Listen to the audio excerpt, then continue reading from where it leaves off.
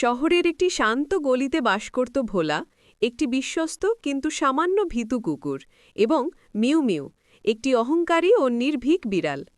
তারা ছিল সম্পূর্ণ বিপরীত স্বভাবের, এবং তাদের সম্পর্ক ছিল চরম শত্রুতার। মিউ মিউ ভোলাকে বিরক্ত করতে খুব ভালোবাসত। তার লেজে থাবা দিত এবং নিরাপদ উঁচু গাছের ডাল থেকে উপহাসের হাসি হাসত। ভোলাও বিরক্ত হয়ে ঘেউ ঘেউ করত। তারা কখনো বন্ধু হতে পারে তা তারা কল্পনাই করত না। এক বিকেলে তীব্র ঝড়বৃষ্টি শুরু হল। তাদের মালিক রমা মাসিমা দ্রুত দরজা বন্ধ করে ঘরে চলে গেলেন। ফলে উঠোনটি দ্রুত জলে ভরে গেল এবং প্রাণী দুটিকে নিজেদের সামলাতে হল। ভোলা তার ভিজে যাওয়া মাদুরের উপর জড়সড় হয়ে শুয়েছিল। মিউ মিউ তার ইউজুয়াল উঁচু জায়গায় পৌঁছাতে না পেরে জলের মাঝখানে একটি নড়বড়ে ছোট টুলের উপর কাঁপতে কাঁপতে বসে রইল।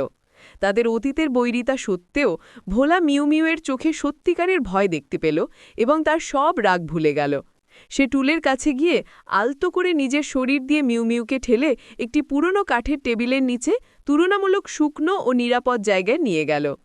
মিউ মিউ অহংকার ছেড়ে দিয়ে কাঁপতে কাঁপতে কৃতজ্ঞতার সাথে ভোলার উষ্ণ ঘন লোমের সাথে গা ঘষে বসল।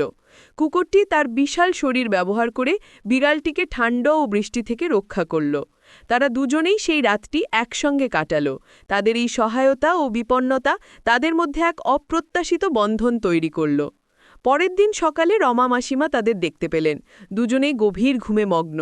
মিউ মিউ আরামে ভোলার পেটের উপর মাথা রেখে শুয়ে আছে। সেই দিন থেকে তাদের সম্পর্ক